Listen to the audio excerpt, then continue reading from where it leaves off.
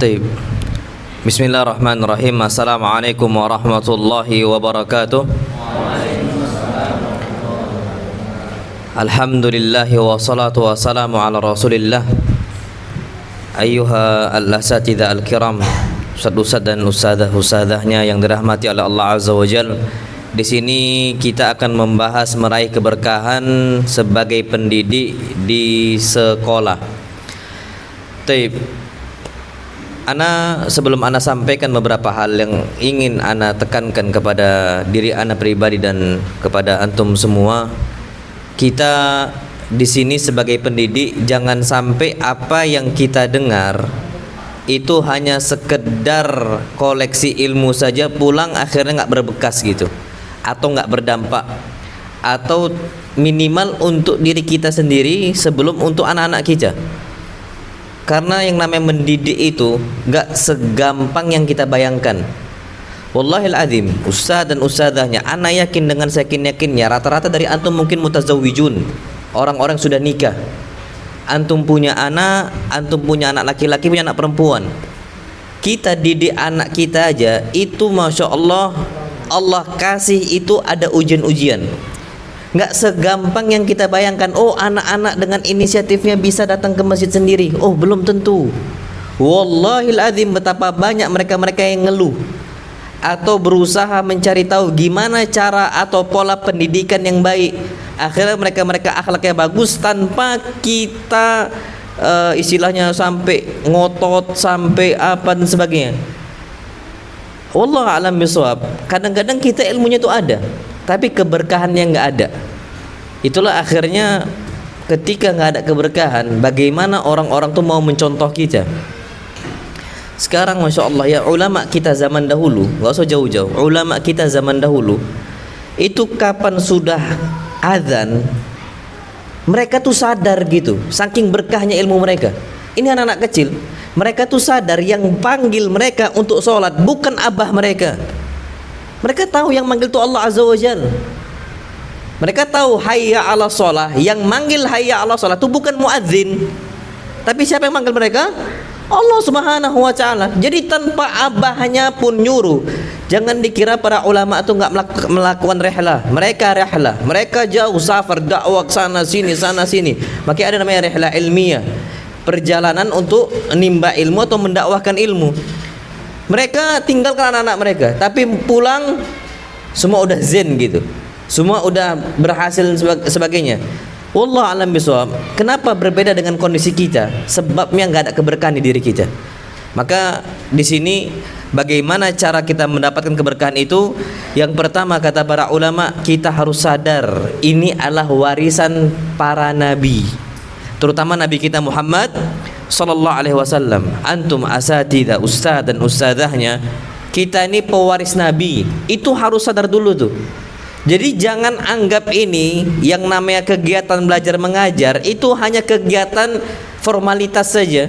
Yang penting kita dapat fulus, dapat gaji pulang. Wallahil azim, aslinya kalau Allah kasih keberkahan untuk kita, ada tempat untuk berdakwah pun kita udah senang banget.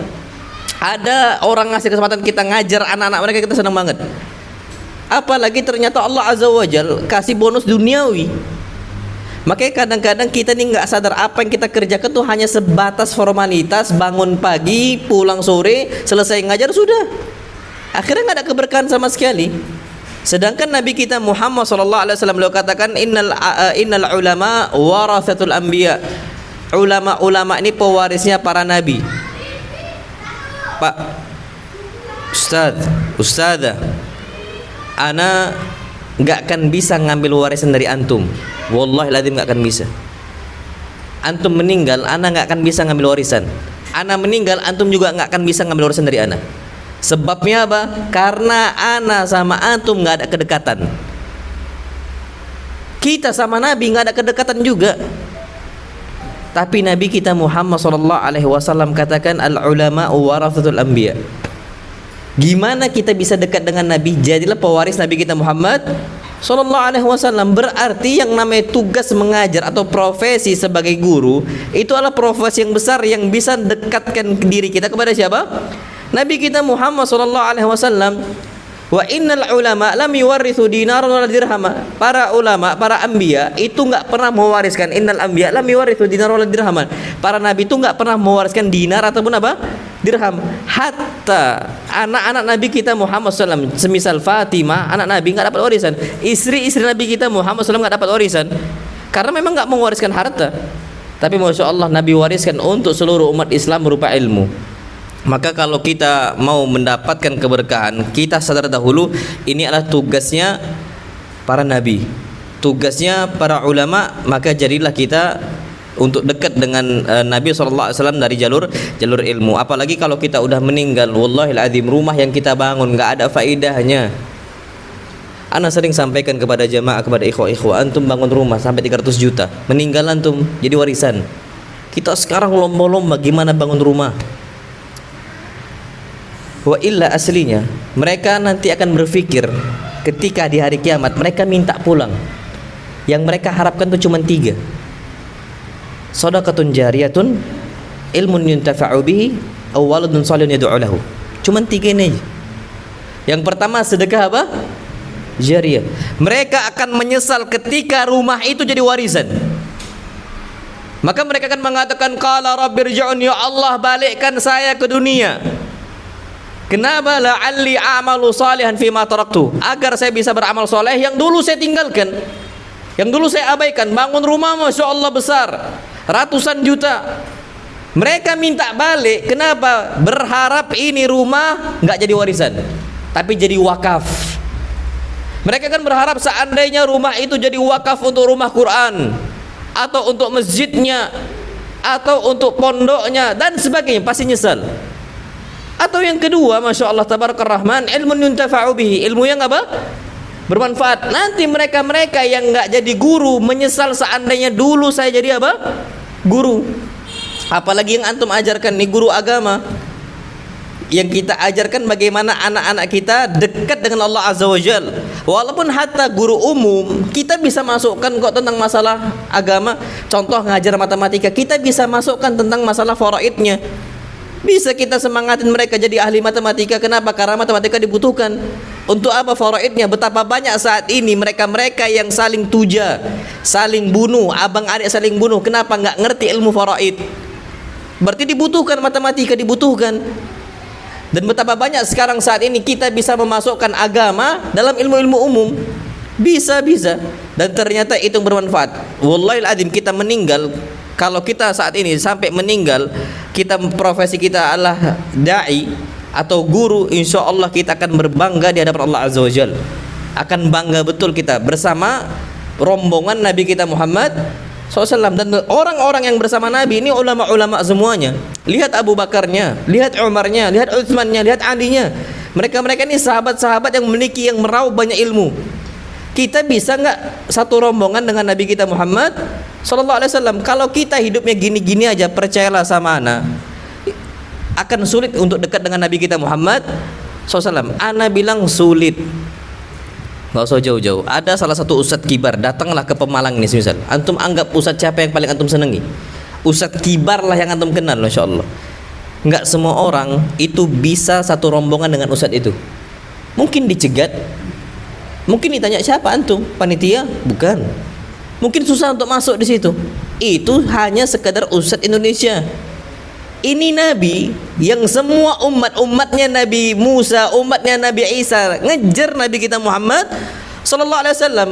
Dan ternyata dari Nabi hidup sampai kita meninggal itu semua umat Nabi kita sallam, dan mereka berbondong-bondong masuk ke sana.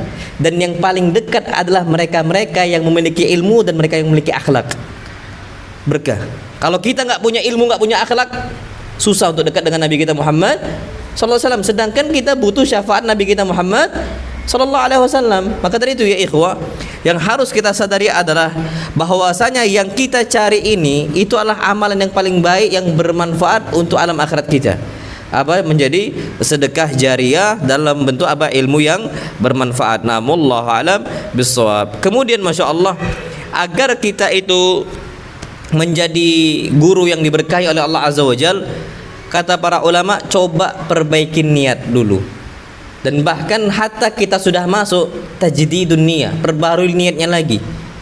Kenapa disebutkan dalam sebuah hadis innamal a'malu binniyat? Sesungguhnya amalan tergantung apa? Niat. Kalau ternyata niat kita belum apa-apa, sudah penghasilan duniawi, nggak berkah.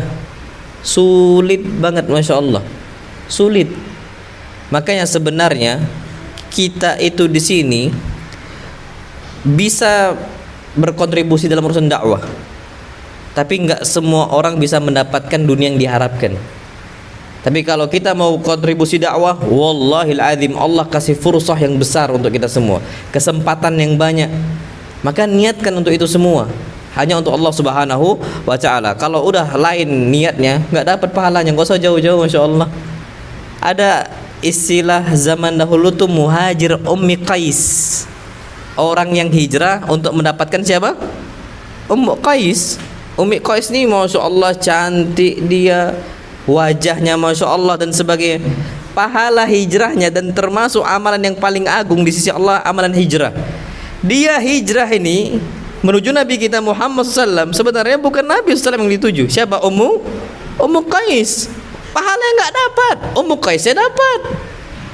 Nah kita kalau masuk ke sekolah ini untuk hal-hal duniawi, iman dapat ustadzahnya, nggak tahu, siapa tahu masih ada yang gadis, ada ustadzahnya, kita masih lajang. Oh, paten kali ini kan. Ya Allah, apa mantap kali, zen dapat kita.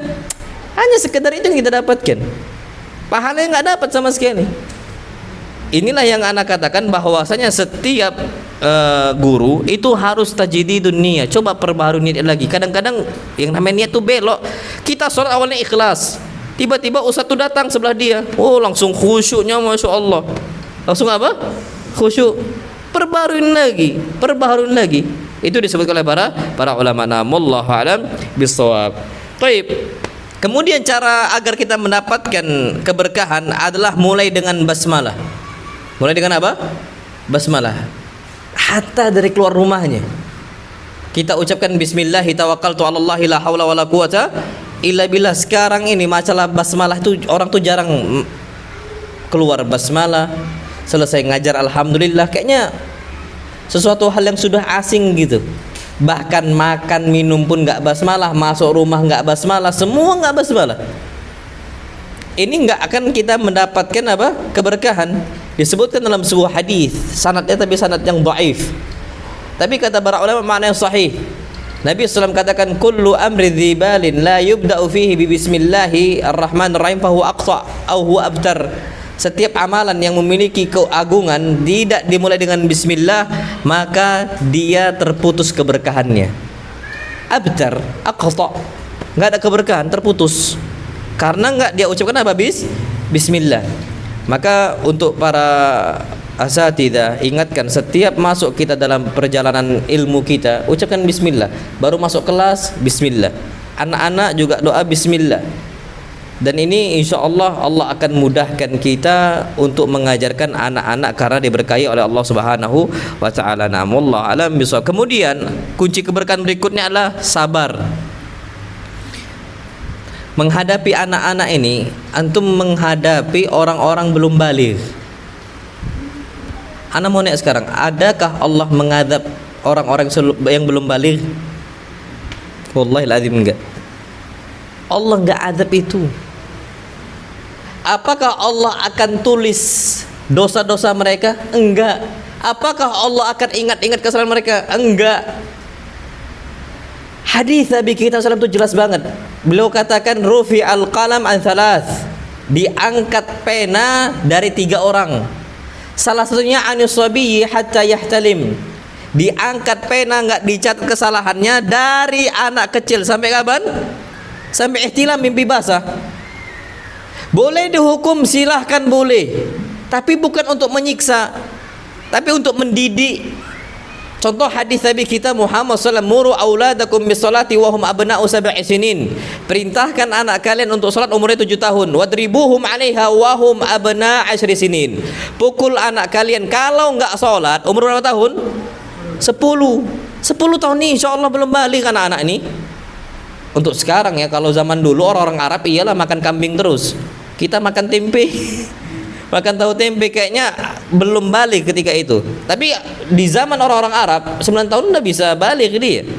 Sudah bisa apa balik? 11 tahun udah bisa balik. Mungkin ada. Tapi ke anak-anak 10 tahun itu rata-rata memang belum balik. Tapi memang dipukul. Tapi mukul di sini itu adalah pukul rahmat, pukul kasih sayang, pukul mendidik, bisa loh. Kadang-kadang kita ini mukul tuh kadang-kadang ada emosinya. Ada marahnya tuh, benci itu ada, na'udzubillah. Ini nggak akan kepake kita. Ini nggak boleh dalam Islam. Terus dengan cara apa pukul yang disyariatkan? Dulu mungkin kita ingat bagaimana abah kita, ummah kita mukul dengan mukul yang nggak baik. Berdampak nggak kepada anak-anak kaum muslim saat ini? Berdampak. Kita lihat mereka-mereka yang di luar jalanan, anak-anak jalanan itu, bisa jadi karena awalnya mendapatkan pendidikan yang menyakitkan di rumah, akhirnya dia merasa lebih nyaman untuk di luar. Yang nggak usah jauh-jauh, anak salah dipukul pakai gesper. Anak sampai ngasih permisalan aja, Pak, antum pernah nggak mukul kucing pakai gesper? Mukul kambing pakai gesper? Pernah nggak ibu-ibunya mukul anaknya pakai sapu lidi? Kalau kucing nggak pernah dipukul pakai sapu lidi, ataupun kalau dipukul hanya cuman sekedar lantai yang dipukul, kucing nggak kena gitu loh ya. Karena kita kasihan sama kucing, ternyata kita lebih kasihan dengan kucing dibandingkan apa? Anak kita. Ini masalah yang ada saat ini. Maka kita harus ada kesabaran. Ini wallahi penting banget. Karena kita berhadapan dengan orang-orang yang akalnya belum sempurna. Mereka hanya sebatas umur tamiz, yang bisa membedakan mana hak mana apa? Batil. Tapi mereka belum balik abadan. Ketika itu memang belum balik. Sampai kapan? Sampai betul-betul ini ihtilam. Kalaupun ternyata nggak ihtilam, maksimal itu 15 tahun baru sudah apa terhitung balik. Maka kata para ulama pun kalau kita mau menghukum dengan kondisi rahmat yang kita kasih, sabar. Contoh hadis Nabi SAW itu jelas. Ini sama kalau kita mukul untuk istri. Istri boleh nggak dipukul? Oh, wallahi halal. Istri silahkan dipukul, silahkan. Bukan yang nggak boleh. Pertama kita nasihati. Nasihat kita ditolak, silahkan dipukul. Kata Allah Azza wa Jalla, wadribuhun, pukul istri-istri kalian. Tapi semua sepakat, hadis Nabi itu jelas, wadribuhun ay darban ghairu mubarrih. Pukulan yang nggak boleh apa? Menyakiti. Kalau kita mau berkah rumah tangga kita, jangan memukul menyakiti, KDRT. Tapi pukul dengan apa? Kasih sayang. Bisa. Dengan cara apa? Kata Ibnu Abbas, bisiwak. Pukul istri pakai apa? Kayu siwak. Siwak itu tidak. Antum ana yakin insya Allah udah pernah pegang siwak. Siwak tuh kopong, nggak padet. Ini pena ini lumayan berat nih, agak padet nih. Antum ambil tangan istri, dek sini. Adik tahu itu hukumnya nggak boleh kan? Salah kan? Iya bang, salah. Sini tangannya. Pukul, jangan ulangi. Iya bang. Ana yakin istri itu nggak akan tersakiti. Bahkan mungkin istri akan mengatakan, bang, pukullah lagi. Saking apa? Nggak sakitnya. Pak, nggak sakit. Antum ambil aja pena, pukul. Nggak boleh, dek, nggak boleh. Ana yakin istri itu senyum-senyum sendiri dia. Senang untuk apa? Berarti diperhatiin. Nah, pukul di situ kita hanya sekedar memberitahu sinyal kepada mereka, kita tuh perhatian dengan mereka. Sekarang anak-anak ini dihukum yang nggak wajar gitu. Bahkan beberapa tempat tuh terjadi, di beberapa pondok pesantren juga terjadi. Ustadznya masih muda loh ya, yang musyrifnya, wali asramanya, mukulnya nggak wajar gitu loh. Sampai mukulnya kitis, apalagi sampai mukul wajah dan sebagainya. Ini keberkahan apa yang mau kita cari selaku pendidik di sini? Kita bukan yang memperbaiki umat, malah merusak apa? Umat. Makanya kalau kita berdakwah ngajar tanpa ilmu, apa kata para ulama? Mimma afsad akthar mimma yuslih. Apa yang kita rusak lebih banyak dibandingkan apa yang kita perbaiki. Karena kita nggak mendidik pakai apa ilmu, nggak ada keberkahan sama sekali. Ujung-ujungnya rumah tangga kita kalau nggak ada sabaran, semua pakai emosi dan sebagainya. Allah SWT jadikan rumah kita sebagai baiti nari. Rumahku apa? Neraka bagiku. Yang kita harapkanlah baiti jannati. Jadi tolong emosi ini ya ikhwah ya asatidah itu coba dikontrol. Coba dikelola hati kita biar nggak emosian. Terus libatkan Allah Azza wa Jal dalam setiap pendidikan kita. minta tolong. Kalau udah marah gitu ya, kan kita bisa minta tolong kepada Allah. A'udzubillahi minasy syaitonir rajim. Anaknya ini Masya Allah. Karena banyak pendidik-pendidik sekarang lo ya, na'udzubillah, dia gampang mengatakan bodoh ke anaknya. Kamu nak bodoh banget. Bapak ke anaknya ngomong hal yang sama, ibu ke anaknya ngomong hal yang sama. Apa hasil anaknya? Ya bebal. Anaknya kan sudah diatur. Kenapa? Doa dari gurunya. Doa dari apa? Bapak ibunya. Apa yang terjadi? Hilanglah dia harapan masa depan. Atau dia itu menganggap masa depan saya ini suram. Ada istilah orang tuh madesu. Masa depan apa? Suram. Karena dia nganggap udah deh, kayaknya nggak ada harapan lagi sudah. Ini yang akhirnya muncul, anak-anak itu ada namanya rasa pesimis, bukan optimis. Kalau orang sudah digitukan, gurunya nggak sabar, abah ibunya nggak sabar, anak itu akan muncul apa? Pesimis. Dia pesimis. Al-Imam Syafi'i, Masya Allah, anak kalau mendapatkan cerita Imam Syafi'i. Jadi Imam Syafi'i itu punya muridnya ini susah banget diajarin, susah, nggak masuk. Sampai pada akhirnya Masya Allah, Al-Imam Syafi'i rahimahullah ngajarkan dia ketika santri-santri yang lain nggak ada, murid-murid yang lain nggak ada, dia ajar oleh Imam Syafi'i, dan ternyata murid ini menjadi murid yang terbaik Imam Syafi'i. Ulama yang lain sebenarnya Al-Kisai ini ma'ruf, ulama ahli nahu.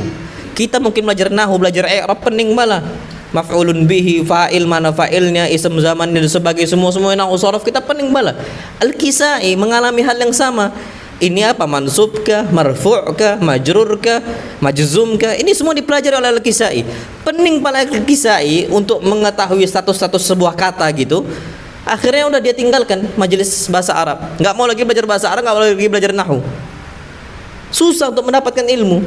Tapi ternyata karena kesabarannya Al-Kisai dan juga gurunya, Al-Kisai saat ini menjadi apa? Ketika sampai detik ini menjadi qudwah dalam bidang apa? Nahwu. Dan gelar beliau adalah nahwi, yakni orang yang ahli dalam bidang apa? Nahwu. Jadi memang mau nggak mau harus ada kesabaran dari guru. Maka Allah Subhanahu wa taala firmankan, "Wa ma sabruka illa billah." Dan tidak kita itu bisa bersabar kecuali kita andalkan Allah Azza wa Jalla. Kita minta tolong kepada siapa? Allah SWT. Kita nggak akan bisa sabar kalau kita sendiri. Maka kita minta tolong, kita katakan iyyaka na'budu wa iyyaka nasta'in. Ya Allah, aku minta tolong kepada Engkau ya Allah. Wa ma sabruka illa billah. Kita bisa sabar kalau kita minta tolong kepada Allah Azza wa Jalla. Apa kata Allah? Wala tahzan alaihim. Jangan bersedih atas tindakan-tindakan mereka. Orang yang dewasa saja yang hinakan kita saja, jangan kita sedih. Apalagi anak kecil yang memang nggak paham. Oh Ustaz, bedalah anak-anak ini yang mereka masih seperti itu kok ngina-nginakan kami. Belum tahu kasus Taif. Yang hinakan Nabi itu orang dewasa atau anak kecil? Anak kecil. Yang lempar batu untuk Nabi orang dewasa atau anak kecil? Anak kecil. Sampai Nabi luka, Nabi susah jalan, itu sebabnya anak kecil itu semua. Memang dikompori, diprovokasi oleh orang-orang apa? Dewasa. Tapi yang eksekusi itu perbuatan anak-anak kecil. Penghinaan banget untuk Nabi kita Muhammad SAW. Tapi ketika Nabi ditawarkan malaikat penjaga gunung, apa kata malaikat ini? Ya Muhammad, in syi'ta la udbiqanna 'alaihimul akhshabin. Kalau kau mau wahai Muhammad, aku akan timpakan 2 gunung besar untuk 2 penduduk, satu Taifnya, satu Mekkahnya. Tapi apa kata Nabi SAW? Lah, Nabi sedih-sedih tapi nggak berkepanjangan. Wala tahzan 'alaihim, kata Allah. Jangan sedih atas tindakan-tindakan mereka. Masya Allah. Apa kata Nabi SAW? Fa inni arju ayyukhrijallah min aslabihim man ya'budullah wa la yusyriku bihi syai'a. Yang aku harapkan ada dari keturunan mereka yang nyembah Allah dan tidak berbuat apa? Syirik. Nabi maafkan itu semua. Anak kita ini nggak pernah lempar batu untuk kita, nggak pernah ngomong kasar kepada kita. Ini anak-anak kita, ini anak-anak murid tuh. Setahu anak insya Allah lempar batu enggak lah, insya Allah, yakin anak. Nggak pernah lukain kita, nggak pernah. Kalau Nabi saja sampai sabar dan nggak pernah ada umpatan yang keluar dari lisan Nabi kita Muhammad SAW, ya harusnya kita juga sama seperti itu. Mungkin sebagian kita mengatakan beda loh Ustaz, kita ini manusia, Nabi. Ini terbantahkan juga karena Nabi Allah utus agar diikuti oleh umat manusia. Kan Nabi diutus agar jadi contoh. Berarti kalau Nabi sikapnya seperti itu, kita juga harus sama. Wa ma sabruka illa billah. Sabar, dan kita nggak bisa sabar kecuali kita apa? Libatkan Allah Azza wa Jalla. Minta tolong kepada Allah Subhanahu wa taala. Wala tahzan alaihim. Jangan sedih atas perbuatan mereka. Wala taku fi dhaiqim mimma yamkurun. Dan engkau itu jangan merasa sempit dadanya atas apa yang mereka perbuat. Kita gini kadang-kadang kalau dakwah pasti berat banget gitu kan. Aduh, dihina, Masya Allah. Apa kata Allah? Wala taku fi dhaiqin. Jangan engkau tuh sempit dadanya. Antum tahu asa tidak ustadz-ustadz kita yang sudah besar nama mereka, ujiannya jauh lebih berat. DM Instagram masuk, WA Instagram masuk, diancam ya iya. Kebun binatang pun dilontarkan untuk mereka setidak. Dan bahkan binatang yang dilontarkan untuk mereka ini bukan binatang yang suci, binatang yang apa? Najis. Dan bahkan najisnya najis mughalladhah. Ini diucapkan untuk mereka. Apakah mereka memikirkan kondisi itu? Enggak. Tapi gimana? Mereka sabar. Makanya kata Allah, wala taku fi dhaiqin. Jangan dada kita sempit atas apa yang mereka perbuat. Atau mereka berbuat makar, biarin aja saja. Makanya seorang pendidik, ibu-ibu dan juga bapaknya, ustazah dan ustadznya, yang ana mau sampaikan, kalau antum mau berkah tu taghaful. Apa arti taghaful? Pura-pura tidak tahu, atau namanya taghabi. Makanya ada sebuah ucapan para ulama, laisa sayyidu qaumin ghabiyan walakinna sayyidahum mutaghabi. Pemimpin kaum dia bukan orang yang bodoh, dia nggak orang bodoh, tapi dia pura-pura bodoh, pura-pura nggak tahu. Orang ngomongin dia, ya sudah, ma'assalamah saja, nggak ditanggepin, nggak direspon, nggak, istilahnya dicuekin saja sudah. Antum juga sama, ketika kita didik anak-anak nakal banget, udah mutaghabi saja, kita sampaikan nasihat mutaghabi, nanti anak-anak kita berbuat A berbuat B, nggak usah dihiraukan. Mutaghafil namanya, taghaful. Dan alhamdulillah, dan ternyata selama kita berdakwah, itu yang paling efektif dalam dakwah kita. Taghaful. Enggak usah terlalu sering dengerin ucapan manusia. Capek kita. Wallahi capek. Istri saja Allah ciptakan kadang-kadang perempuan itu lebih sering untuk cerewetnya. Antum enggak akan bisa menyelesaikan cerewetnya istri dengan apa? Ngaungnya kita. Singa jantan, pernah nggak kalau antum lihat singa jantan ngaung depan singa betina? Jarang banget. Singa itu ngaung itu di lainnya gitu. Justru singa betina kalau antum cari videonya itu ngaung depan singa apa? Jantan. Apa yang dapat kita tunjukkan? Cerewet orang kayak manapun, hatta istri, hatta tetangga dan sebagainya, taghaful. Taghaful tuh pura-pura nggak tahu. Pura-pura nggak tahu, nggak usah ditanggepin, cuek aja. Ana yakin insya Allah yang mulut istri itu panjang, cerewet, pendek sendiri nanti. Bahkan berhenti nggak jadi ngomong, capek dia. Ana pernah kondisi istri ana kondisi bang kada, insya Allah. Ana keluar ke masjid ana balik, lupa dia mau ngomong apa. Karena nggak tahu lagi, mutaghafil udah selesai, taghaful. Dan ini yang paling efektif, paling efektif. Apalagi ya selaku istri ustadz mungkin cobaannya berat juga kan. Kayak macam DM Instagram yang nanya semisal janda pula tuh lagi tentang masalah hukum pernikahan dan sebagainya. Semisal contoh istri ana megang Instagram itu, kawan-kawan juga megang Instagram itu, dan muncul cemburu, ya pasti muncul cemburu, dan itu wajar banget gitu, wajar banget. Apakah kita tanggapin? Nggak usah tanggapin, sudah. Ini sesuatu hal kewajaran yang Allah berikan. Maka kalau kita tanggapin, ya Allahu Akbar, wibawa kita akan jatuh. Percaya sama ana. Makanya ana sering sampaikan kepada kawan-kawan selaku dai, selaku pendidik rumah tangga, antum kalau tambah marah-marah, wibawa kita akan jatuh di hadapan istri. Anak-anak antum bentak, jatuh wibawa kita. Mereka itu diam bukan karena jaga wibawa kita atau hormat kepada kita, bukan, tapi karena takut kepada kita. Bukan karena wibawa yang mereka jaga, tapi karena apa? Karena takut mereka itu dipukul. Istri kita juga sama, karena nggak ada keberkahan di situ. Maka yang paling tepat adalah kita harus bersabar dalam mendidik anak-anak kita. Bagaimanapun posisinya sabar. Ana juga punya pondok pesantren dan ana hidup di pondok pesantren gitu. Memang mau nggak mau harus sabar. Nggak bisa nggak. Anak-anak kita juga sama. Harus ada sabar di situ. Nanti insya Allah mereka akan tumbuh kembang dalam posisi yang taat kepada apa? Orang tuanya. Na'am, wallahu a'lam bishawab. Dan ada sebuah firman Allah Azza wa Jalla. Ini bagus banget juga. Allah katakan, wa laqad na'lam annaka yadiku sadruka bima yaqulun. Wahai Muhammad, kami tahu betul bahwasanya dada engkau tuh sempit atas apa yang mereka ucapkan tentang engkau.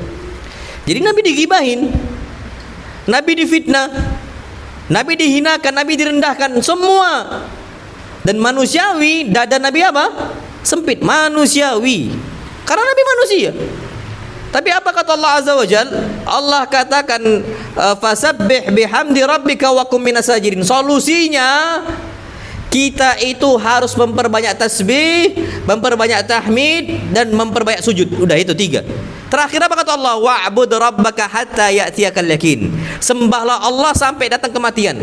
Berarti dari 4 ini intinya apa? Fokus ibadah. Fokus apa?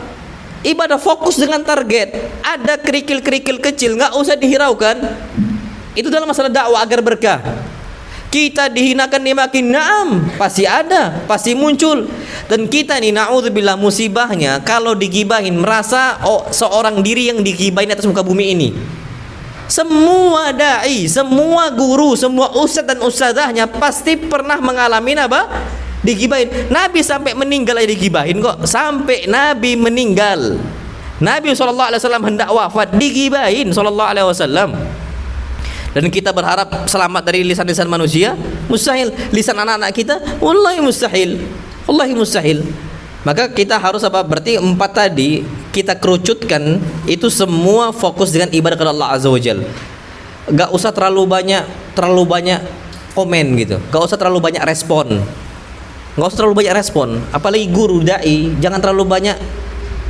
Guru, ustadz dan ustadzahnya semisal ada selek dengan kebijakan sekolah, nggak usah terlalu banyak respon, nggak usah terlalu banyak reaksi, nggak usah terlalu banyak klarifikasi, nggak usah.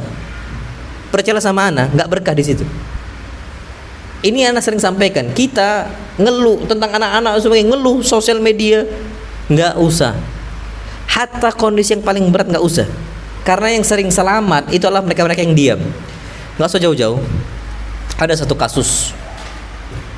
Maryam punya anak, Isa alaihi salam.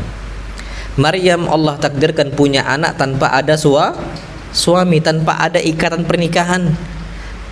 Kalau di zaman ini ada salah satu akhwat yang dulunya gadis tiba-tiba punya anak, nggak pernah nikah, nggak ada suami, kita bilang apa?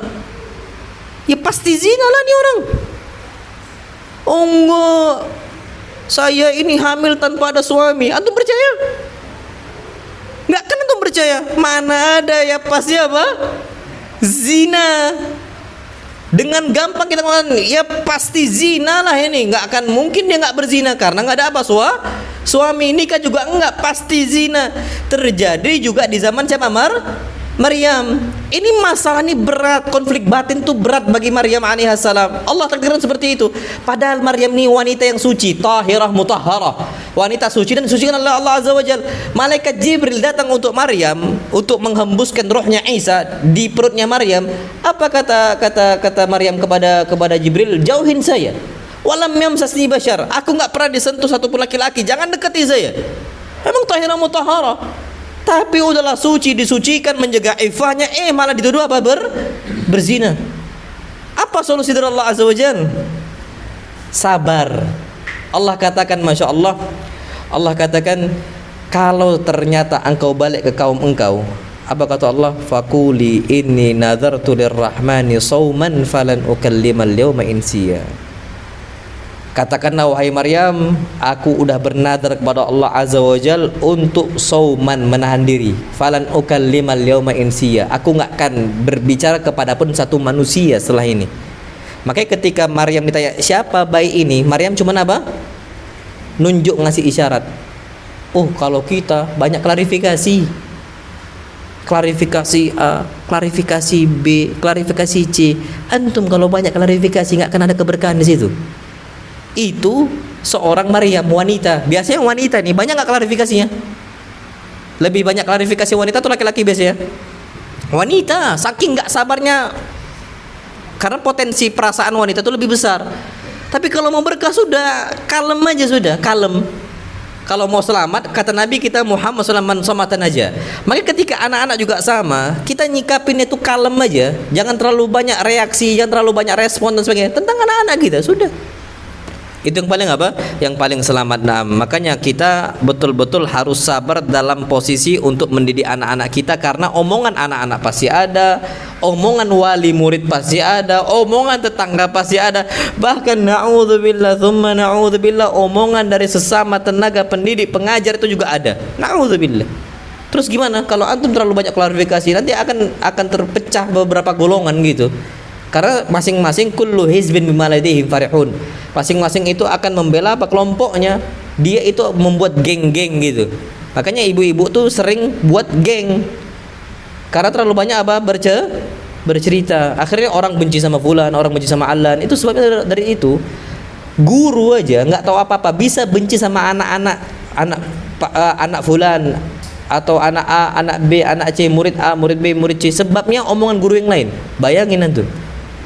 Bayangin, itu sampai segitunya. Dia nggak tahu apa-apa gitu loh ya. Tapi gara-gara gibahan itu bisa jadi benci dia. Padahal dia nggak ngajar kelas itu gitu.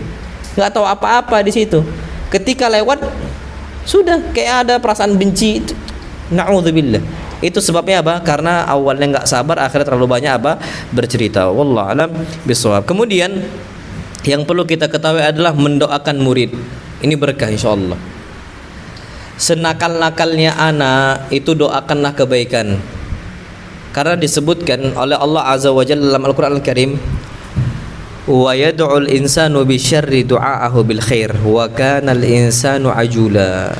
Betapa banyak manusia itu mendoakan keburukan untuk yang lain, padahal dia bisa doakan kebaikan untuknya. Wa kana al-insanu ajula. Begitulah manusia yang sifatnya apa? Tergesa-gesa terlalu cepat gitu loh. Makanya disebutkan oleh Nabi kita Muhammad SAW, jangan tergesa-gesa. Beliau katakan al-ajalatu minasyaiton. Tergesa-gesa ini sifatnya siapa? Syaitan. Terburu-buru, emosi, cepat sekali dia itu, kayak kalau istilah orang tuh sumbu pendek, terlalu cepat emosinya. Dang meledak. Sumbu pendek. Akhirnya mendoakan yang enggak baik. Dan ini cerita sering disampaikan di mana-mana. Mungkin antum pernah dengar cerita ini. Syekh Sudais, Syekh Abdurrahman As-Sudais, hafizahullah. Beliau saat ini menjadi pimpinan untuk mengurusi Masjidil Haram dan juga Masjid Nabawi. Dua masjid loh ya langsung. Bukan Masjidil Haram doang. Masjidil Haram sama Masjid Nabawi. Pimpinannya siapa? Syekh Abdurrahman Sudais. Beliau bercerita, Syekh Sudais dulu itu ketika masih anak-anak ngisengin umahnya masih ada tamu. Ya iseng anak-anak. Ketika iseng, masya Allah, marah umminya. Apa kata umminya? Idhab anta ya Sudais. Engkau pergi ya Sudais. Jadilah imam Masjidil Haram. Ini cuman ucapan lewat gitu aja. Allah jadikan doa ini makbul, mustajab berpuluh-puluh tahun setelahnya. Akhirnya menjadi imam tetap Masjidil apa? Haram sampai detik ini. Dan suara beliau suara yang paling dirindukan oleh kaum muslimin. Kalau kita berangkat umrah gitu ya, yang paling kita tunggu itu Syekh Sudais gitu. Kalau jadi imam, kalau tarawih udah Syekh Sudais itu senengnya masya Allah. Karena suara beliau seperti itu. Dan ini keberkahan doa yang baik untuk apa? Anak. Dari ummahnya ke anaknya, dari guru juga ke anaknya. Jadi senakal-nakalnya anak kita, ya Allah, harus ada optimis anak ini bisa berubah kalau doa kita doa yang baik. Kalau doa kita doa yang baik. Ada salah satu murid Syekh Utsman Al-Khamis. Ini jamaah. Beliau bertanya, wahai Syekh, gimana posisi kalau anak kami itu anak yang durhaka, susah untuk diatur, apa solusinya? Syekh Utsman Al-Khamis menyampaikan perbanyak doa. Dan kata beliau, pun kalau antum meninggal masih durhaka, jangan pesimis. Kata beliau, betapa banyak anak-anak itu menjadi anak-anak yang soleh setelah abah ummahnya meninggal. Dan kita lebih membutuhkan kesolehan anak itu bukan ketika kita hidup, tapi ketika kita sudah apa? Meninggal. Karena yang kita butuhkan adalah doa anak-anak yang soleh. Sekarang lihat anak-anak saat ini, berapa sering mereka mendoakan orang tuanya. Anak-anak yang di pinggir jalan itu mungkin nggak terucap doa untuk orang tuanya. Satu hari ini aja kalau kita jumpa anak-anak yang luar sana, nggak ingat sama abahnya, nggak ingat sama ummahnya, itu masih hidup, apalagi sudah meninggal. Kata Syekhul Al-Khamis, kita lebih membutuhkan kesolehan anak itu bukan ketika hidup. Kalau kita masih hidup, anak-anak soleh itu mungkin manfaatnya untuk dunia kita. Tapi kalau anak-anak soleh kita sudah meninggal, manfaatnya untuk akhirat. Makanya kalau kita ternyata seperti itu, sudah doakan kebaikan untuk anak-anak kita. Apalagi kita ini selaku orang tua kan, orang tua doanya mustajab. Jangan doakan keburukan yang enggak gitu loh, yang aneh-aneh. Ana punya salah satu ustadz, salah satu ya partner inilah ngajar gitu. Sebentar, ada istri Ana, afwan. Halo dek, selamat abang kajian, ntar ya, lanjut lagi nanti. Mereka. Jadi istri beliau itu sampai diruqyah berkali-kali, alhamdulillah sekarang sembuh. Beliau nyampein ke ana, Ustaz, antum tahu posisi istri ana sekarang saat ini sakit, kejiwaannya sakit, bahkan ke rumah sakit, ke konsultasi ke spesialis kejiwaan gitu kan, bahkan juga diruqyah. Jadi dua pengobatan medis tuh dipakai, medis tentang duniawi dipakai dan juga agama juga dipakai gitu. Beliau gabungkan dan berbulan-bulan baru sembuh. Beliau sampaikan, Ustaz, ana prasangka ana kayaknya nggak meleset, Ustaz. Istri ana bisa gini karena setiap istri ana berbuat salah, bapak ibunya ngomong dia ini gila. Ana sering banget ngomong umpatan abah ummahnya karena beliau ini tinggalnya di tempat mertuanya. Ana sering banget dengerin abah ummahnya dia, istri ana ngomongin anak-anak nih gila. Sampai akhirnya itu yang terjadi. Dan Allah udah sembuhkan, alhamdulillah. Kita ruqyah dan beliau juga berobat di rumah sakitnya. Beberapa bulan setelahnya baru sembuh. Dan itu akhirnya Ustadz tadi nyampaikan ke mertuanya, itu nggak boleh. Karena kita ini kadang-kadang asal cuap doang gitu. Asal ngomong, asal menyampaikan dan sebagainya.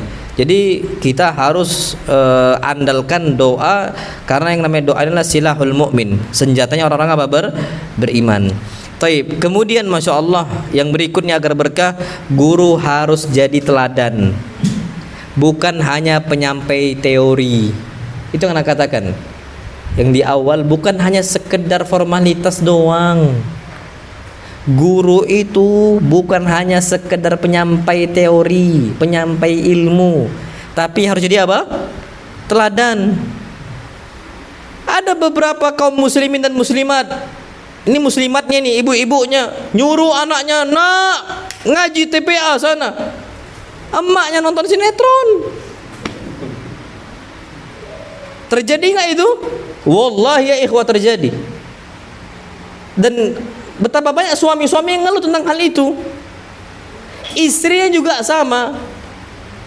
Ketika ngeluhkan kondisi suami nyuruh anaknya rajin di pondok, anaknya harus anak yang soleh, gunakan waktu sebaik mungkin, Ustaz. Tapi suami anak mancing. Apa? Mancing habis waktu berjam-jam. Katanya gunakan waktu sebaik mungkin. Anak nggak haramkan mancing loh ya. Kalau antum mancing, fadhol mancing. Cuman betapa banyak saat ini hak-hak istri, hak-hak anak terabaikan sebabnya apa? Mancing. Wallahi banyak keluhan ummahat di sini. Anak nggak tahu kalau di sini ya. Maksudnya di yang anak dengar tuh banyak banget sudah. Inilah yang masalahnya. Kita pinter sekali nyampaikan teori, tapi dalam bentuk qudwah tuh nggak ada untuk anak-anak kita. Makanya anak sering sampaikan, ya ikhwah, kalau kita punya anak, antum jangan suruh nak sholat, nggak usah. Kalau anak lihat abahnya ke masjid, sholat jamaah di masjid, ngekor abahnya. Pak, anak kita aja semangat pakai sorban kalau bapaknya pakai apa? Sorban. Kita nggak pernah suruh anak kita pakai sorban, tapi anak kita yang minta sendirinya. Sholat kapan nggak pakai peci, nggak pakai sorban, dia akan merasa aneh gitu. Anak-anak pernah dibelikan celana pendek oleh ummahnya karena belum balik sudah, nggak mau dipakai sama dia, sampai sekarang nggak mau dipakai. Celana pendek yang nampak lututnya nggak mau dipakai. Kenapa? Abahnya nggak pernah pakai, kakak-kakak santri, abang-abang santri juga nggak pernah pakai celana pendek itu. Berarti yang namanya nggak usah kita sampaikan lutut nih aurat, lutut nih apa? Orang nggak usah sampaikan itu. Contohkan aja, dia pasti malu pakai itu celana pendek. Tapi sekarang posisinya banyak orang tua yang dia nggak lagi jadi apa? Kudua, pinter nyuruh, tapi nggak pinter ngamalkan gitu. Ini sebagaimana Allah firmankan, atamuruna an-nasa bil bir. Apakah kalian akan suruh manusia untuk berbuat hal yang baik? Wa tansawna anfusakum, tapi kalian lupa terhadap diri kalian sendiri. Afala ta'qilun? Tidakkah kalian berakal? Berarti orang yang pinter nyuruh nggak bisa ngamalkan, berarti bukan orang apa berakal, udah selesai.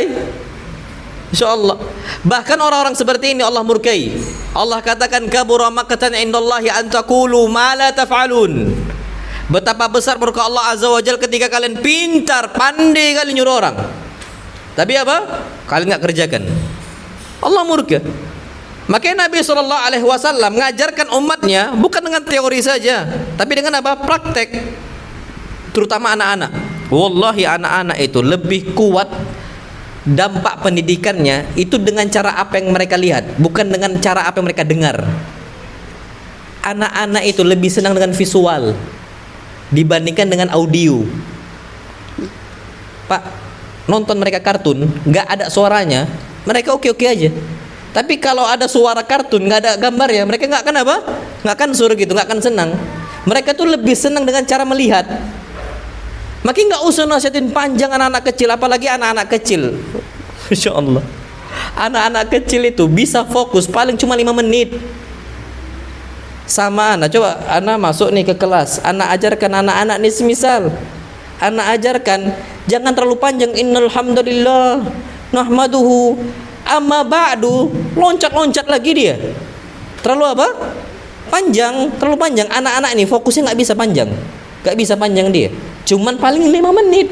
5 menit itulah yang kita gunakan sebaik mungkin. Habis itu udah mencelat dia keluar. Nggak tahu lagi keluar kemana, panggil lagi, masuk lagi, nanti kadang-kadang apa dan sebagainya. Makanya kadang-kadang yang namanya ustadz itu nggak satu gurunya. Kadang-kadang ada guru pendamping biasanya di pondok pesantren itu. Ada guru apa? Pendamping untuk ngajar-ngajar anak-anak SD. Ada guru pendamping, ada yang nyampaikan teori, ada yang ingatkan gitu. Apel pagi, kalau udah anak-anak SD depan Nana ini, Masya Allah, memang ada khusus sedikit, kita agak lebih ekstra. Karena anak-anak tuh nggak bisa dengerin, capek mereka. Tapi kalau lihat, nengok mereka, Masya Allah. Nah disinilah kita harus belajar, jadilah qudwah. Dan ini yang diajarkan oleh Nabi kita Muhammad SAW.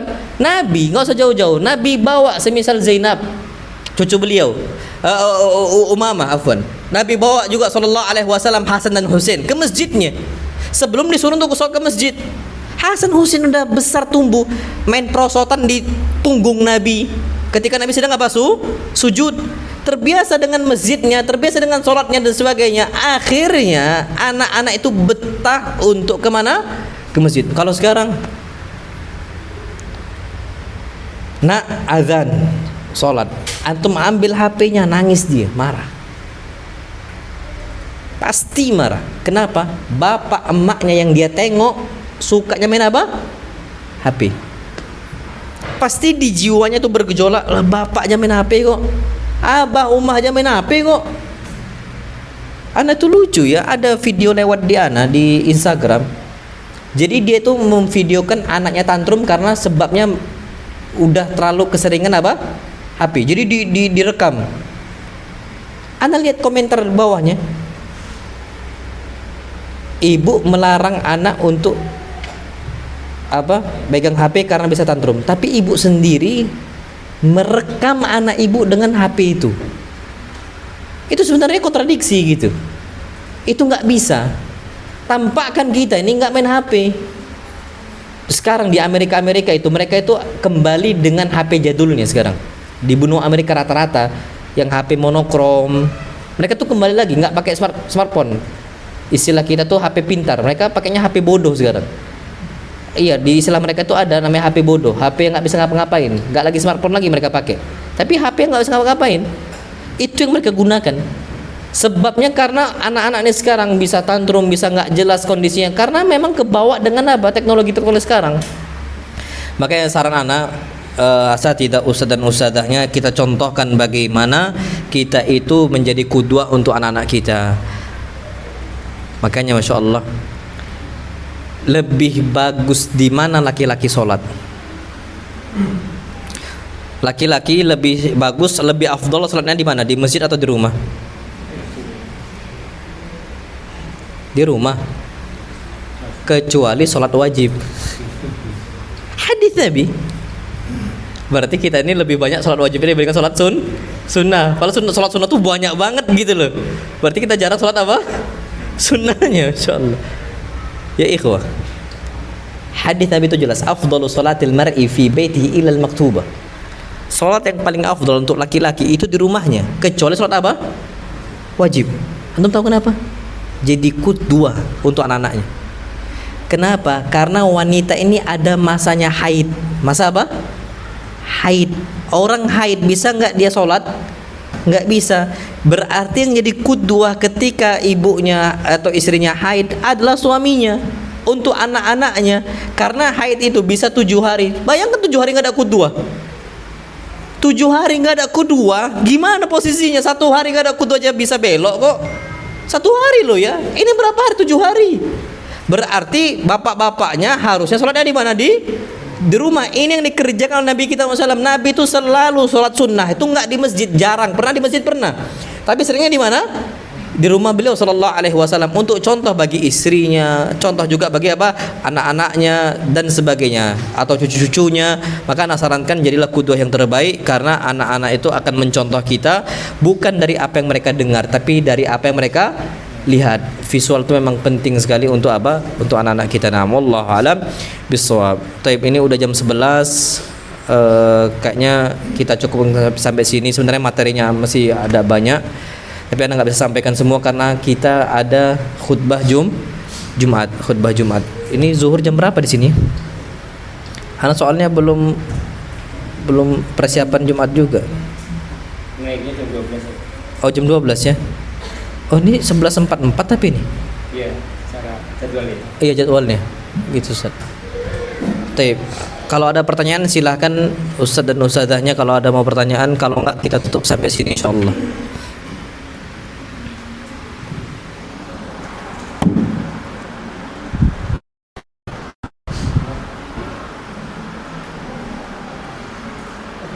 Ini ada pertanyaan Ustaz. Iya. Disampaikan. Boleh. Ya. Pertanyaannya yang pertama, menurut Ustaz, apa indikator bahwa seorang pendidik sudah meraih keberkahan, bukan sekedar menjalankan tugas? Tip. Indikator itu insya Allah subhanahu wa ta'ala akan Allah berikan untuk apa, umat Islam, untuk manusia secara umumnya. Apa indikator kita ini insya Allah sudah diberkahin gitu, atau hanya formalitas? Gampang, lihat diri kita, sama juga lihat orang-orang kita ajarkan. Kalau ternyata berdampak banget, insya Allah berkah. Contoh Ramadan saja deh. Ramadan ini kan Allah kasih indikasinya. Kalau berhasil madrasah takwanya di bulan Ramadan, insya Allah berhasillah kita dalam mendidik jiwa kita. Apa indikator yang paling utama? Allah katakan la'allakum tattaqun. Itu indikasi awal. Maksudnya gimana? Antum mungkin udah mempelajari beberapa buku misal Atomic Habit dan sebagainya. Kita membentuk kebiasaan-kebiasaan baru yang akhirnya kebiasaan kecil bisa menjadi apa? Rutinitas kita harian, yang awal dari kecil bisa masya Allah yang menjadi yang terbaik. Ini dikarang oleh orang-orang barat loh ya, untuk bagaimana membentuk habitnya. Mereka katakan sampai 40 hari, mereka katakan sampai berapa puluh hari. Dalam Islam Allah sudah nyatakan 30 hari, 1 bulan. Bulan apa? Ramadan diwajibkan, kutiba alaikumusyamu kama kutiba alal ladzina min qablikum. Puasa diwajibkan oleh Allah untuk kalian dan untuk umat-umat sebelum kalian. Hukumnya ini wajib. Nah, kalau di kita itu 1 bulan, apa dampaknya? Apa hasilnya? La'allakum tattaqun. Makanya Allah tetap berusaha, kita ini Masya Allah tetap berusaha menjaga ketakwaan tadi dengan cara yang Allah syariatkan untuk kita. Apa itu? Dengan cara tetap langgeng puasanya. Makanya Allah tetap syariatkan kita berpuasa 6 hari setelah bulan apa? Ramadan. Puasa apa namanya? Syawal. Kalau kita bisa berhasil di situ, insya Allah la'allakum tattaqun, agar kita menjadi bertakwa. Kalau udah bertakwa kita, insya Allah zen. Tapi kalau ternyata kita di sini hanya sekedar formalitas, nggak berdampak ke kita, nggak berdampak juga ke anak-anak kita. Anak-anaknya rata-rata mungkin kondisinya nggak bener, kitanya juga nggak bener. Jadi hanya sekedar masuk keluar, maksiat masih jalan, ibadah masih susah, menuntut ilmunya juga masih payah. Na'udzubillah. Contoh ringkas saja ya, kalau cuman formalitas, kita malas untuk kajian. Ini formalitas banget berarti untuk ngajar ke sekolah. Sebenarnya orang yang paling butuh untuk nimba ilmu bukan murid, tapi siapa? Guru. Karena dia sadar, Masya Allah. Makanya Nabi ketika jadi Nabi yang Allah perintahkan dari awal, Iqra bismi rabbikal ladzi khalaq. Nabi, dia jadi Nabi, tapi Nabi diperintahkan untuk baca. Dan ajaibnya, wallahi ajaib ini anak bilang, termasuk mujizat dari Allah Azza wa Jalla. Allah takdirkan Nabi ini nggak bisa baca sampai meninggal SAW. Bukan Nabi nggak mau, memang Allah takdirkan, putuskan seperti itu. Tapi Nabi tetap berusaha nimba ilmu dengan keterbatasan beliau nggak bisa baca. Memang Allah takdirkan, Allah paksakan Muhammad nggak boleh bisa baca. Sengaja itu, Pak. Tapi apakah Nabi SAW berputus asa? Oh enggak. Tetap bersama malaikat Jibril. Apa? Metode yang lain. Metode talqin. Apa? Talqin. Fa idza qara'nahu fattabi' Qur'ana. Kalau kami bacakan kepada engkau wahai Muhammad, ikuti bacaannya. Semangat Nabi SAW. Lah kita beralasan dengan terlalu banyak alasan nggak mau belajar. Ini berarti indikasi kita ini hanya formalitas, nggak cari keberkahan. Ada yang beralasan, Ustaz, anak nggak mau belajar Iqra, Ustaz, udah terlalu susah, Quran udah terlalu susah, anak udah 40 tahun. Lah, Nabi umur 40 tahun itu jadi apa? Nabi. Sampai meninggal pun ternyata Nabi masih belajar dengan malaikat Jibril. Dan malaikat siapa? Jibril, sampai Nabi meninggal sallallahu alaihi wasallam. Bahkan di bulan Ramadan itu mudarasah namanya, mudarasatul Quran. Pemurajaah Al-Quran Al-Karim. Nabi masih belajar sallallahu alaihi wasallam. Makanya Nabi bahkan, Masya Allah, Nabi ini seorang Nabi. Nabi orang yang a'lamun nas bi syariatillah, orang yang paling ngerti tentang syariat Allah. Tapi apa kata Allah? Wa qur rabbi zidni ilma, ya Allah tambahkan aku lagi ilmu. Tapi kalau kita guru, paling malas belajar, paling malas ikut kajian, anak yakin itu formalitas itu. Keberkahan nggak dampak, nggak ada. Terus gimana? Dari kita mulai sendiri. Masya Allah. Karena ada sebuah ucapan, faqidu syai' ma yu'ti. Orang yang nggak ada apa-apa nggak bisa ngasih. Orang miskin nggak akan bisa ngasih duit zakat, makanya nggak wajib zakat. Faqidu syai' ma yu'ti. Tapi kita gimana mau mengajarkan orang? Ternyata kita jauh dari nilai-nilai ilmu. Hatta ilmu agama, hatta ilmu duniawi, tetap kita ini butuh agama. Kenapa? Ilmu duniawi ternyata nggak dibarengin dengan agama, lepas saja sudah. Jadi tidak ada keberkahan sama sekali. Mungkin ngajar umum, tapi ternyata tidak ada nilai-nilai agama dalam bentuk akhlak. Lah yang ngajarkan agama juga banyak yang nggak memiliki akhlak yang mulia kok. Anak-anaknya aja dizalimin sama dia, ngajar agama. Dirusak kehormatannya, dirusak kebaikannya dan sebagainya. Berarti nggak ada keberkahan sama sekali. Nah di situ kita akan nampak, harusnya kalau kita ini ngajarnya betul-betul berkah ya, Allah berkahi, kita ada perubahan dalam setiap harinya. Itu ada apa? Perubahan menjadi yang lebih baik. Ibn Mas'ud ma'ruf, seorang sahabat yang memiliki ilmu yang seabrek-abrek. Saking berkahnya ilmu beliau, apa kata beliau? Ma nadimtu ala syai'in nadami gharabat fihi syamsuhu naqasa fihi ajali wa lam yazid fi amali. Aku enggak pernah menyesalnya, saking berkahnya Ibnu Mas'ud selaku guru. Aku enggak pernah menyesal dengan penyesalanku seperti ini. Nangis Ibnu Mas'ud. Apa sebabnya? gharabat fihi syamsu, matahari terbenam, naqasa fihi ajali, ajal saya berkurang, walam yazdad fihi amali, amal saya enggak bertambah. Coba kita lihat sekarang selaku guru, hafalan Quran kita nambah enggak? Kalau masih 3 kul aja, sampai meninggal 3 kul lagi, enggak berkah gitu. Wallahil azim, 60 tahun yang Allah kasih kemana? Coba tanyakan kemana? Kita kenal sunnah umur berapa tahun? Meninggal umur berapa tahun? Apa kata Umar? Hisab, coba hitung. Lebih banyak yang lalai atau lebih banyak yang taat kepada Allah Azza wa Jalla? Coba hitung aja, udah ketahuan itu. Udah ketahuan. Makanya enggak nambah hadis. Yang kita tahu cuma 1 hadis. Apa? Innamal a'malu biniat. Kalau ini semua tahu insyaallah. Hadis lain enggak tahu. Matematikanya nggak ada perkembangan sama sekali. Harusnya ada perkembangan. IPA-nya juga sama, IPS juga sama. Apalagi itu bidang kita. Apalagi bidang kita. Tapi ya sudah sih, ini aja sih insya Allah cukup. Nah, ini berarti nggak ada keberkahan. Ya, ilmu kedokteran aja semakin zaman semakin berkembang. Dulu orang lahiran untuk membantunya pakai gergaji kayu itu. Dulu katanya untuk membantu persalinan emak-emaknya itu pakai, coba cek di Google, pakai gergaji kayu itu yang kita buat untuk sekarang, gergaji kayu itu dulu untuk aslinya. Kenapa dibuat gergaji itu? Antum bacalah sejarah itu untuk membantu persalinan ibu-ibunya. Kebayang kan gimana? Berkembang zaman sekarang semua tinggal operasi. Dokter-dokter yang mengembangkan zaman dulu untuk orang memiliki anak agak susah, sekarang digunakan dengan bayi apa? Tabungnya. Berkembang zaman tuh terus. Dulu nggak ada operasi sesarnya, sekarang semua apa? Sesar semua dan sebagainya. Ini menunjukkan kepada kita memang kalau mau diberkahi oleh Allah Azza wa Jalla harus berkembang. Kita kalau mau lihat banyak teknologi sekarang yang muncul itu sebenarnya dari ilmuwan Islam. Matematika, rumus aljabar dari siapa itu? Al-Jabbar. Matematika yang dasar gitu loh ya. Itu dari ilmuwan Islam. Semuanya itu banyak banget dari ilmuwan Islam. Teknologi yang ada saat ini gitu. Ini menunjukkan kepada kita bahwa kalau mau berkembang coba kalau mau tahu kita berkata enggak, coba lihat ada enggak perkembangan di situ. Tapi kalau nggak ada skill yang kita bisa kuasain, habis. Ini beberapa waktu yang lalu Anda sampaikan, Masya Allah. Kesalahan pendidikan di kita sekarang ini rata-rata karena stuck, nggak ada perkembangan.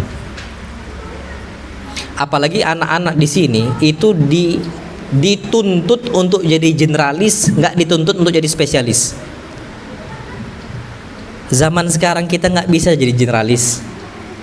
Coba anak SD sekarang, semua IPA, IPS, bahasa Indonesia, matematika, semua harus ahli.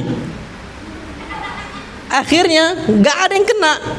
Matematika nggak ahli, IPA nggak ahli, IPA lagi dengan berbagai macam semuanya. Ada IPA, ada biologinya, terus ada fisikanya, terus ada apa? Kimianya. Itu semua harus dicekokin. Akhirnya apa yang terjadi di pendidikan kita? Nggak berkembang, anak-anak tuh nggak berkembang. Kita kalau mau berkembang, jadilah spesialis bukan generalis. Coba kita lihat saat ini, anak-anak berangkat ke Jerman 1 bulan lebih.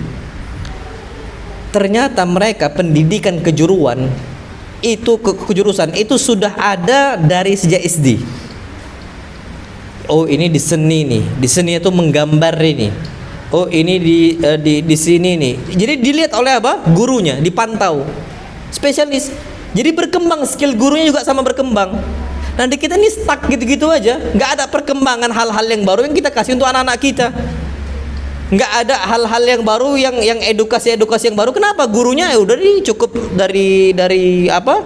Kurikulum udah itu aja yang diajarkan. Oh nggak bisa. Harusnya kita apa? Kita memiliki indikasi bagaimana kita ini terus berkembang, dan insya Allah Subhanahu Wa Taala kalau kita rasakan dampak itu di diri kita ternyata lebih baik, dan juga murid kita ternyata lebih baik, insya Allah itu diberkahi oleh Allah Subhanahu Wa Taala. Jadi seperti itu. Na'amullah alam bisawab. Fadhil yang lain kalau ada. Ini adalah kisah yang kedua. Fadhil Ustaz. Pernahkah Ustaz berada di titik jenuh atau lelah secara batin dalam menjalankan peran sebagai pendidik? Lalu bagaimana cara kembali meluruskan niat dan menjaga keistiqomahan dalam menjalankan amal ini. Tuh, Masya Allah, ini zen. Pernah nggak ana merasakan titik jenuh dalam profesi mendidik murid-murid? Ana katakan pernah. Wallahi lazim pernah. Ini titik jenuh ini dalam bahasa Arab namanya futur. Apa? Futur. Dan semua manusia pasti ngalamin futur.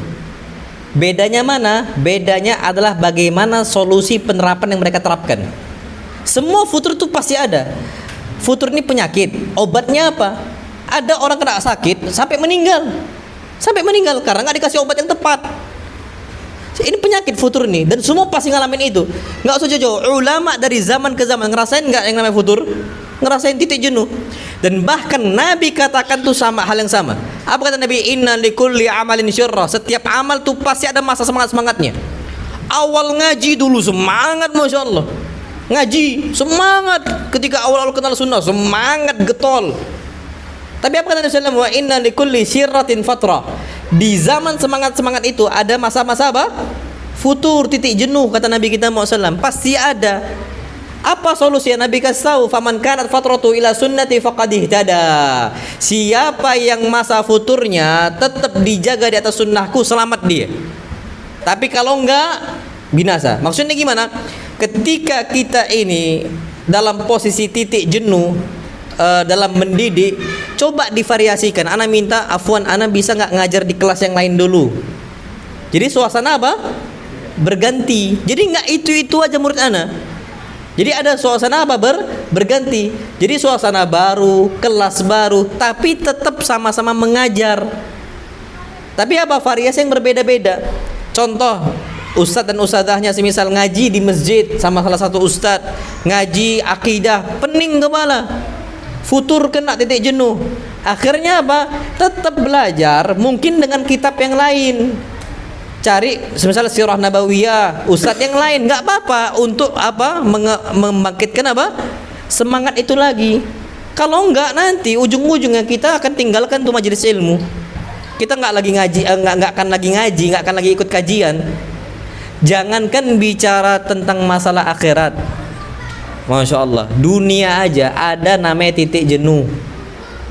Nggak usah jauh-jauh. Kita kerja di sebuah perusahaan dengan gaji yang Masya Allah. Ada salah satu ikhwah, dia keluar dari BUMN ya, Masya Allah, yang gajinya lumayan tinggi, jabatannya tinggi, keluar jadi pedagang. Kenapa? Bosan Ustaz, jadi karyawan terus. Berarti apa? Orang dengan gaji yang tinggi tetap merasakan titik apa? Jenuh. Itu yang dia rasakan, pahalanya, upahnya itu di dunia sebelum di akhirat. Kita nyari maisha, bekerja di sebuah perusahaan besar, upahnya kan langsung dikasih itu. Jenuh dia.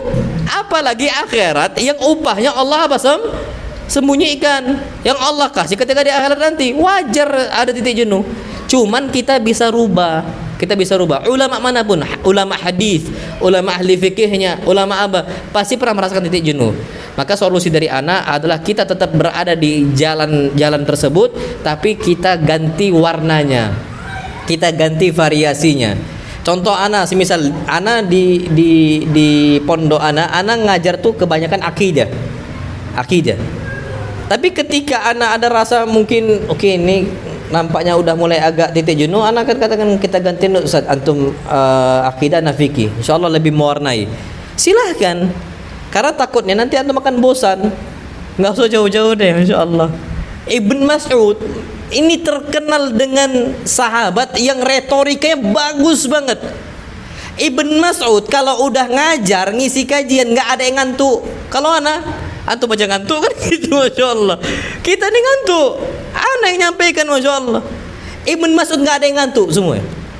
Apa kata murid-murid Ibn Mas'ud? Ya Ibn Mas'udin law wa'adzana kulla yaum.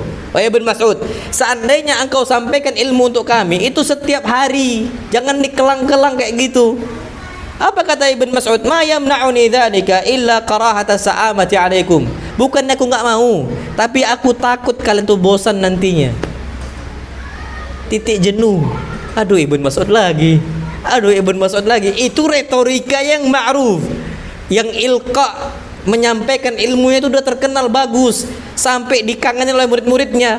Faktanya Ibn Mas'ud takut kalau nanti murid-muridnya berada di titik apa? Jenuh. Maka dikelang-kelang. Nah, kita ini tetap kita variasikan. Taib, nanti Ibn Mas'ud yang ngisi kajian, nanti sahabat Nabi yang lain yang ngisi kajian, sahabat Nabi yang lain ngisi kajian. Itu akan apa? Berwarna. Jadi seperti itu. Na'amullah alam bisawab. Jadi hadis Nabi itu jelas. Futur tuh semua pasti merasakan. Antum punya ustadz-ustadz kibar di sini, mereka itu pasti dulunya pernah merasakan apa? Futur, pasti. Titik jenuh namanya. Itu pasti. Tapi solusinya adalah kita tetap berada di jalan yang benar, tapi kita ganti warnanya, ganti suasana. Jadi seperti itu. Na'amullah alam bisawab. Fadhal yang lain kalau ada atau habis? Sudah, taib. Mungkin ini ustadz dan ustadzah yang dapat Anda sampaikan. Udah jam 11.15 juga. Anda juga mau persiapan, kita mau bersih-bersih mandi semuanya untuk persiapan khutbah Jumat. Yang benar datangnya mutlak dari Allah Azza wa Jalla, dan yang salah datangnya dari anak pribadi dan syaitan, dan ana berlindung dari kesalahan tersebut. Dan ana berdoa kepada Allah Azza wa Jalla, mudah-mudahan ustaz dan ustazahnya selalu diberkahi oleh Allah Azza wa Jalla, sebagaimana ucapan Nabi Isa, wa ja'alani mubarakan aina ma kuntu, aku dijadikan oleh Allah ini berkah dimanapun aku berada. Nabi Isa ngajar di sana berkah, Nabi Isa ngajar di sini berkah, Nabi Isa ngajar di sana berkah, semua berkah Nabi Isa. Dan ana berharap ustaz dan ustazahnya di sini berkah, di luar tempat berkah, di luar tempat berkah, di luar tempat berkah, itu zen banget gitu. Dimanapun kita diletakkan tetap berkah. Itu yang tidak ada yang Allah berikan keberkahan kecuali orang-orang yang Allah kasih taufik, kecuali orang-orang yang Allah kasih taufik. Dan ana mohon maaf kalau ada salah dari satu patah dua patah kata yang keluar dari lisan ana mohon maaf. Insyaallah subhanahu wa taala kita menjadi guru atau menjadi pendidik yang terbaik di masa di zamannya, sampai kita meninggal orang-orang itu akan mengenang kita.